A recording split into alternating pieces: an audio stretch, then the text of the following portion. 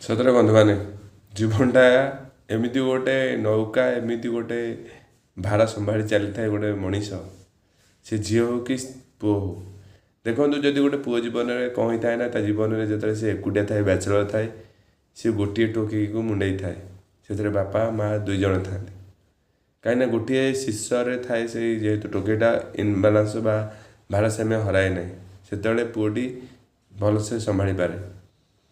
ଯେତେବେଳେ ସେଇ ପୁଅଟି ମ୍ୟାରେଜ୍ କରିଯାଏ ବା ବିବାହିତ ହେଇଯାଏ, ସେତେବେଳେ ସେ ବାହୁଙ୍ଗି ଧରିବାକୁ ବାଧ୍ୟ ହୁଏ। କାହିଁକିନା ଗୋଟିଏଟି ତ 2ଟା ଟୋକେଇ ଧରିପାରିବନି, କାହିଁକିନା କିଏ ଗୋଟେ ଗଡ଼ି ପଡ଼ିବ। ତେଣୁକରି 2ଟି ଟୋକେଇ ଧରିବାକୁ ସେ ବାଧ୍ୟ କରେ ବାହୁଙ୍ଗିରେ। ଗୋଟେ ପାର୍ଶ୍ୱରେ ବାପା ମା' ଆଉ ଗୋଟେ ପାର୍ଶ୍ୱରେ ସ୍ତ୍ରୀ। ସେଇ ଯେଉଁ ଟୋକେଇ 2ଟି ଥାଆନ୍ତି, ସେଇ ଟୋକେଇରେ ଯଦି କିଛି ଇନବାଲାନ୍ସ ହୁଏ, ସେ ଆଗ ପଛ କରି ସନ୍ତୁଳନ କରିବାକୁ ଚେଷ୍ଟା କରେ। ସେ ଯେଉଁ ସନ୍ତୁଳନ କରିବା ପାଇଁ ସେ କେତେ କଷ୍ଟ କରେ, କ'ଣ କରେ, ସେଇଟା କେହି ବୁଝନ୍ତିନି। ନା ବାପା ମା' ବୁଝନ୍ତି, ନା ସ୍ତ୍ରୀ ବୁଝେ।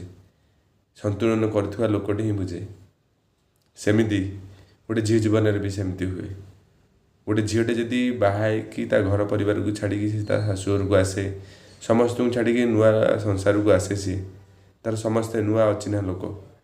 ସେହି ସମୟରେ ସେ ଜଣଙ୍କ ଉପରେ ଭରସା କରେ, ସେ ହେଉଛି ତା ସ୍ୱାମୀ। ତା ସ୍ୱାମୀ ତା ସପୋର୍ଟ ନେଉ କି ନ ନେଉ, ସେ ତାରି ଉପରେ ହିଁ ଭରସା କରେ। ଏବଂ ସେହି ସମୟରେ କ'ଣ ନା, ଶାଶୁ ଶ୍ୱଶୁର ଗୋଟେ ପାର୍ଶ୍ୱରେ ଥାନ୍ତି ଏବଂ ସ୍ୱାମୀ ଗୋଟେ ପାର୍ଶ୍ୱରେ ଥାଏ। ସେ ସବୁ କଥା ଚେଷ୍ଟା କରେ ତା ସ୍ୱାମୀକୁ ଜଣାଇବେ ଓ ତା ସ୍ୱାମୀ ସହିତ ସବୁ ଦୁଃଖ ସେୟାର କରିବା ପାଇଁ। ଏବଂ ସେଇ କଥାଟା ଯଦି ଶାଶୁ ଶ୍ୱଶୁର ଜାଣିଗଲେ ଯେ ମୋ ପୁଅକୁ ବତଉଛି, ଶିଖଉଛି ବୋଲି କହିବେ ସେଇ କଥାକୁ, କିନ୍ତୁ ସେଇଟା ସେ ବୁଝନ୍ତିନି ସେଇ ଶାଶୁ ଶ୍ୱଶୁର। ଯେହେତୁ ସେ ତା ଘର ଛାଡ଼ିକି ଆଇଛି, ଆମେ ତା ସହିତ ତା ବାପା ମା' ପରି ଚଳିବା କି ତା ସ୍ୱାମୀକୁ ଆମେ ସେ ଯାହା କହିଲେ ବି ଆମେ ସେଇଟା ଗ୍ରହଣ କରିବାନି। ଆମେ ଝିଅ ପରି ଭାବିବା କି ଆମେ ହଁ ବୋହୂଟା ତ ବୋହୂଟା ବୋଲି ଭାବିବା, ଭଲରେ ଚଳିବା, ସେଇଟା ନୁହଁ। ସମସ୍ତେ ସମସ୍ତଙ୍କର ପ୍ରାପ୍ୟ ବା ହକ୍ ବଜାଇ ରଖନ୍ତି। ଆମେ ଶାଶୁ ଶ୍ୱଶୁର ଆମ ହକ୍ ଆମେ ରଖିବୁ।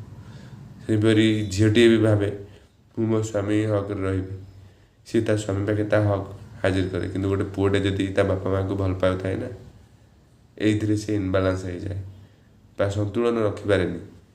ଆପଣମାନେ ଆ ଉପରେ କିଛି ମତ ଦିଅନ୍ତୁ। ଜୟ ଜଗନ୍ନାଥ।